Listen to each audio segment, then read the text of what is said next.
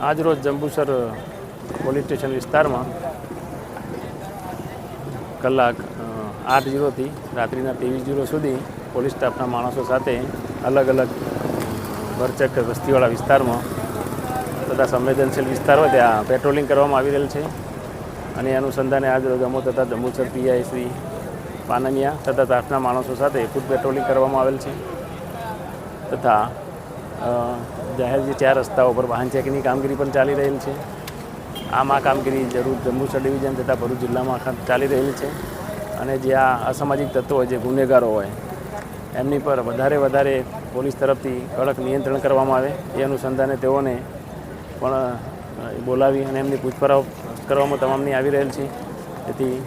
police આ બાબતે ખૂબ જ સંવેદનશીલ હોય અને આવા જે તત્વો અસામાજિક તત્વો છે જાહેરમાં આ પ્રકારના કોઈ ગુનાઓ ના કરે